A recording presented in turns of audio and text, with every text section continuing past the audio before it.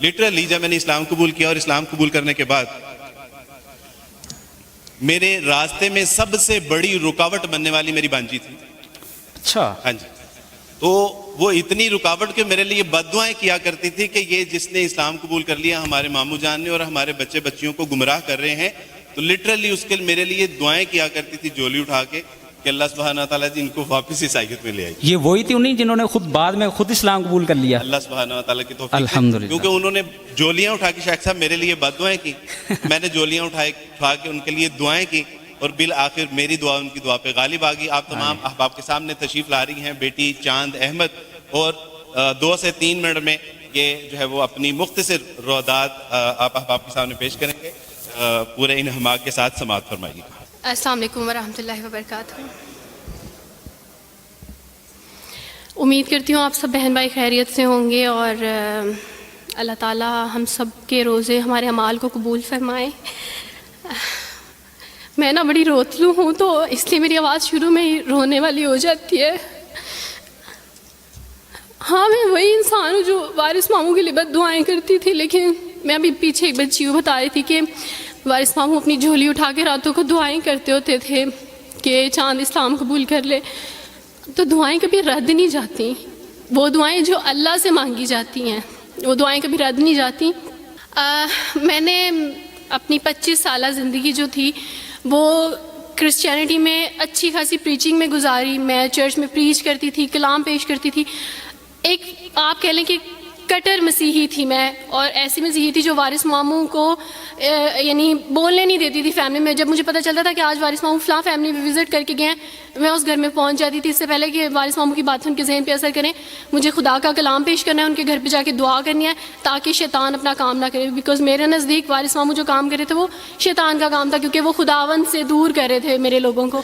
تو میں اس فیملی میں پہنچ جاتی تھی، اپنے لوگوں کو چاہتی تھی کہ وہ خداوند کے ساتھ جڑے رہیں، وہ کبھی خداوند کا انکار نہ کریں، وہ یسوع مسیح کا انکار نہ کریں. یہ سب میری یعنی میں آپ کہہ لیں کہ ایک اسٹرانگ ورک کرتی تھی. مجھے اس چیز کا ڈر رہتا تھا کہ وارث ماموں کی وجہ سے اب مزید لوگ اسلام قبول نہ کر لیں. لیکن کیا پتہ تھا کہ اللہ تعالیٰ مجھے ہی دائرہ اسلام میں لے آئیں گے اور میں ہی وہ شخص بنوں گی جو اسلام قبول کرے گی.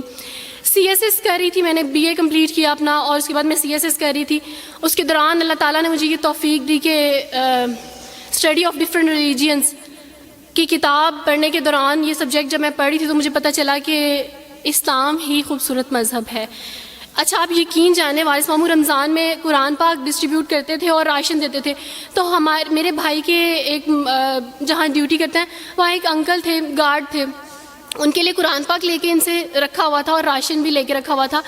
اور میں اس قرآن پاک کو نا چھپا کے اپنی سیف میں رکھتی تھی اور ڈرتی تھی کہ کسی دن میں اس کو کھول نہ لوں. اکثر ایک دو دفعہ پکڑا کہ کھول کے دیکھوں تو صحیح، کوئی نہ کوئی غلطی تو ہوگی نا اس قرآن میں بھی، یہ تو بڑی باتیں کرتے ہیں بائبل کے بارے میں، کچھ نہ کچھ تو ہوگا.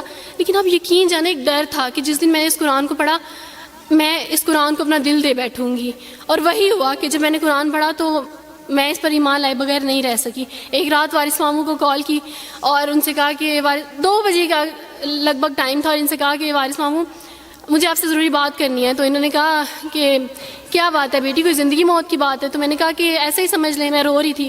تو انہوں نے کہا کہ سب خیریت ہے. تو میں نے ان سے کہا کہ بس بغیر کچھ کہے آپ مجھے کلمہ پڑھا دیں وارث ماموں. اور وارث ماموں اور میں بالکل خاموش تھے. یعنی وارث ماموں کہتے ہیں کہ اس وقت مجھے لگا کہ جیسے میرا دل پھٹ جائے گا. مجھے یقین نہیں آ رہا تھا اپنے کانوں پہ کہ وہ جو سب سے بڑی رکاوٹ تھی وہ مجھے خود کہہ دیا کہ مجھے کلمہ پڑھا دیں. اور میں نے ان سے 5 منٹ کا یعنی اسپیس لی کال پہ، اور 5 منٹ میں نے دعا کی. لیکن اس کے بعد میں نے کہا کہ اگر میں حق پہ ہوں، سچ پہ ہوں، تو بس پھر خداوند اس کو ہو لینے دے. اور وہی ہوا، میں نے اسلام قبول کیا اور سوچا تھا کہ CSS کمپلیٹ کرنے کے بعد فیملی میں اناؤنس کروں گی. لیکن اللہ تعالیٰ نے کچھ اور منصوبے بنائے ہوتے ہیں، انسان کے کچھ اور منصوبے ہوتے ہیں. آپ یقین جانے میری فیملی کو جلدی پتہ چل گیا. ایک رات میرے بابا نے وارث ماموں کو گھر بلایا اور ان سے کہا کہ ہم چاند کی شادی کرنا چاہتے ہیں، آپ اس سے پوچھ دیں کہ اگر کسی کو پسند کرتے ہو تو ہم اس کی شادی اس سے کر دیں، ہم جو ہے نا وہ اس کی مرضی کے خلاف نہیں جائیں گے. تو میں نے ان سے کہا کہ آپ ایسا نہیں کر پائیں گے. انہوں نے کہا کہ نہیں ہم کر سکتے ہیں. مجھے یہ تھا کہ مجھے پچھتاوا نہ رہے کہ میں شاید اس دن پاپا سے بات کرتی تو پاپا مان جاتے. تو میں نے ان سے کہا کہ پاپا میں ایک مسلمان مرد سے شادی کروں گی، آپ ایسا میرے لیے کر سکتے ہیں؟ اگر آپ کسی مسلمان سے میری شادی کریں گے تو ٹھیک ہے، میں شادی کرنے کے لیے تیار ہوں. میری گھر میں ایک سناٹا چھا گیا، اور اس خاموشی کے بعد جو ہے یعنی سب فیملی والے رونے شروع ہو گئے. انہوں نے کہا کہ آپ اپنے مذہب میں واپس آ جاؤ. لیکن یہ ہے کہ میں دین اسلام قبول کر چکی تھی. آپ یقین جانیں جس طرح لوگ مختلف ہیں اسی طرح ان کے مسائل بھی مختلف ہیں. مجھے مینٹلی بے انتہا ٹارچر کیا گیا. مینٹلی مجھے یعنی اس چیز کا احساس دلوایا گیا کہ ماما پاپا روتے ہیں. میرے پاپا نے آپ یقین جانیں خود کو پھانسی لگانے کی کوشش کی میری آنکھوں کے سامنے. میری ماما نے خود پہ پیٹرول ڈال دیا اور خود کو جلانے کی کوشش کی میری آنکھوں کے سامنے. اور میں اپنے روم میں بیٹھی یہ کہتی تھی کہ اللہ اگر میں حق پہ ہوں نا تو میری فیملی کو کچھ نہیں ہونا چاہیے. پھر بہرحال مجھے میری فیملی سے نکال دیا گیا یہ اس ڈر سے کہ میری وجہ سے دوسرے بہن بھائی بھی اس راہ پہ نہ چلے جائیں. اور وارث ماموں کو بلا کے مجھے گھر بھیج دیا گیا, ان کے گھر بھیج دیا گیا. جب میں گھر سے آ رہی تھی تو وارث ماموں نے کہا کہ بیٹی اگر آپ کا کوئی سامان ہے تو آپ لے لیں. تو میں نے ان سے کہا کہ اس گھر سے صرف ایک ہی چیز میرے ساتھ جا رہی ہے اور وہ ہے میرا نام جو ماما پاپا نے مجھے دیا تھا. میں چاند رات پہ پیدا ہوئی تھی اس لیے انہوں نے میرا نام چندہ رکھا تھا. بس وہ نام لے کے آئی. آپ یقین کریں ہمیں کہا جاتا ہے جبراً اسلام قبول کیا جاتا ہے. اسلام قبول کرنے کے بعد وہ جبر کیا جاتا ہے کہ آپ سوچ بھی نہیں سکتے. آپ کو اپنے ماں باپ سے ہی ملنے نہیں دیا جاتا. آپ کو اپنے ہی چھوٹے بہن بھائیوں کے پاس نہیں جانے دیا جاتا.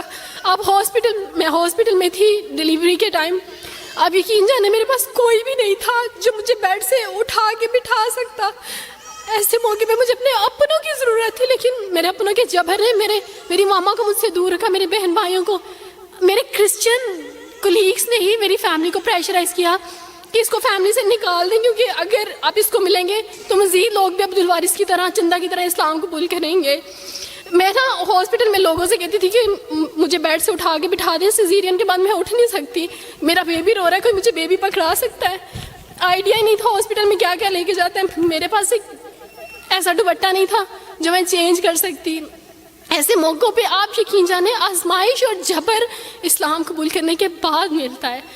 مجھے آپ سب سے توقع ہے, آپ سب اسلامک اداروں سے توقع ہے کہ اب آپ ہمارے لیے سٹیپ لیں. ہمارے اپنوں نے تو ہمیں چھوڑ دیا, انہوں نے جو ہمارے ساتھ جبر کیا اس جبر کے بدلے آپ ہمارے ساتھ نیکی کریں. اب آپ کیا سٹیپ لیتے ہیں نیو مسلمس کے لیے جن پر یہ الزام لگایا جاتا ہے کہ ان پہ جبر کیا جا رہا ہے. ہم پہ جبر نہیں, ہم پہ جبر اسلام قبول کروانے والوں نے نہیں کیا بلکہ جن کے گھروں سے ہم آئے تھے اسلام قبول کرنے کے بعد جبر تو ان کی طرف سے تھا.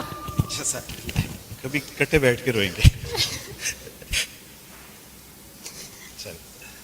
جب گھر میں بتایا تھا کہ اس نے اسلام قبول کر لیا تو ایک سناٹا چھا گیا اور وہ ایسا سناٹا تھا کہ جس کی چیخیں آج تک سنائی دے رہی.